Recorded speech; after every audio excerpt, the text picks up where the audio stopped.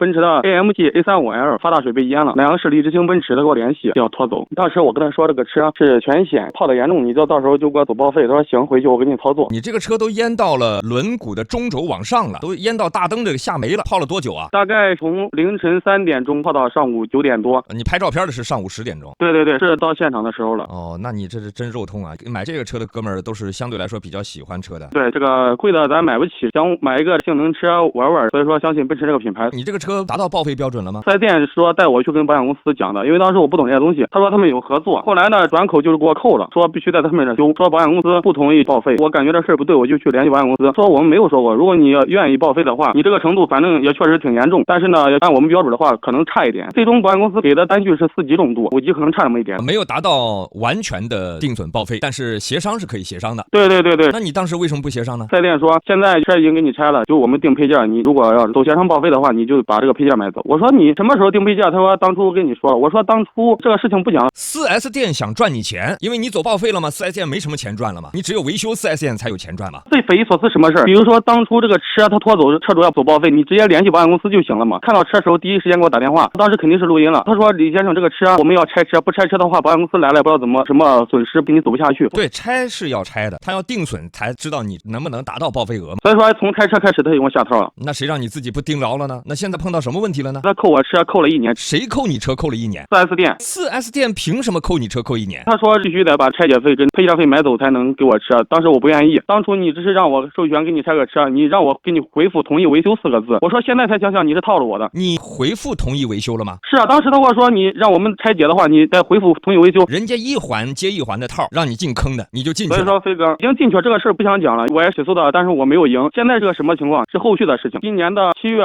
16号，我就去把钱给他付了，车拖走。这1年期间，我那个车不是 AMG 外边不是有套装吗？他给我损坏了，你没有证据，他拒不承认。作为车主，你必须进去的时候拍照片、拍视频、录音。那当然了，放了1年了，他当然不会承认了。他说你当时泡水的时候就掉了，你运输时候掉的。不是兄弟，说重点重点所谓的零部件买走了，然后我不相信了，然后就去外边找个地方修。10月份经过3个月，我这个车修好了，去修理厂提车的时候，我发现人家跟我说这个车遭扩损了，4个零件用不上。完整控制单元环境氛围照明灯系统一个，天线后隔板一个，完整控制单元4驱一个，完整控制单元通讯。这4个东西加起来多少钱？8000多块钱。这4个东西在你车上都是好的，这全新的配件没动过。这个是保险赔的，是我垫付的，因为当时保险没有赔付。如果说确实是他定损了之后，这个零部件是没有用上，那这个要退回去的，但是不是退你钱，是要退回保险。退你钱，这变成这个骗保套现了。对呀，我已经向银保监会打投诉电话了，我说他们一起合伙套保险公司钱。作为车主，如果扩损我不愿意，我说这个东西退给他们也好，对我来讲是没有用的，但是一定要追究这个4S店责任，他也是在再三的坑我。这是哪里的4S店？河南南阳利之星。他就让你去告他去。对，不沟通，直接让我去起诉他。我去了解一下这个情况，他不是让你去告他才能解决吗？如果说是你所说的这样的，我也撂一句话：河南利之星奔驰，如果说我媒体报道错了，也欢迎你去起诉我。你起诉赢了，我该赔的赔，我该道歉的道歉，必须用其人之道还治其人之身。对，飞哥，你这回买教训了吧？肯定啊，我第一次我都买到教训了，没想到这还给我挖了一个坑。我每次去找他，我也找了相关部门，一到那儿之后，人家就说上次判决了。我说那个判决跟这有关系吗？你上次判的是另外一件事儿，你这个事儿还找其他的媒体曝光过是吧？我们河南媒体曝光过。本来我想着咱去起诉就行了吧，谁知道这个东西我小白，我没打过官司，他从一开始就给我下套了，最后花了时间花了钱搞了个败诉。这件事儿我告诉你，我也只能尽力而为。好，不讲了。感谢飞哥，我就看您那么久了，感觉您确实能给车主办事儿。有些媒体得了吧，我很多事儿我办不了，我抖音都被抬了，我还办得了？我办什么办不了？好，再见。截止发稿，4S店回复外部维修厂与4S店维修方案不统一，